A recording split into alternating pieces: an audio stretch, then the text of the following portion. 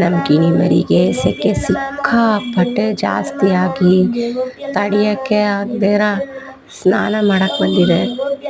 ಇವತ್ತು ನಾವು ಬಟ್ಲಲ್ಲಿ ಇಟ್ಟಿದ್ದಕ್ಕೆ ಅದರಲ್ಲಿ ಚೆನ್ನಾಗಿ ಸ್ನಾನ ಮಾಡ್ತಾಯಿದೆ.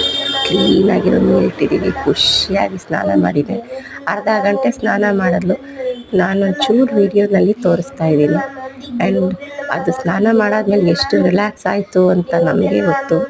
ತುಂಬ ಸಂತೋಷ ಆಯಿತು. ಅದಕ್ಕೆ ಸೆಕೆ ಜಾಸ್ತಿ ಅಲ್ವಾ, ಬೆಂಗಳೂರಿನಲ್ಲಂತೂ ಸಿಕ್ಕಾಪಟ್ಟೆ ಸೆಕೆ ಇದೆ. ಆಮೇಲೆ ಎಲ್ಲ ಗ್ಲಾಸ್ ಬಿಲ್ಡಿಂಗ್ಸು, ಸಿಮೆಂಟ್ ಬಿಲ್ಡಿಂಗ್ಸ್ ಅಲ್ವಾ, ಅದರಿಂದ ಸೆಕೆ ಜಾಸ್ತಿ ಆಗುತ್ತೆ.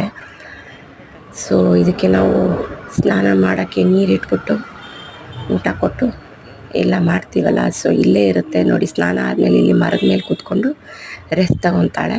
ಆಮೇಲೆ ನಾವು ಊಟ ಕೊಟ್ವಿ ತಿನ್ನೋದಕ್ಕೆ, ತಿಂದ್ಬಿಟ್ಟು ಖುಷಿಯಾಗಿದ್ಲು. Thank you.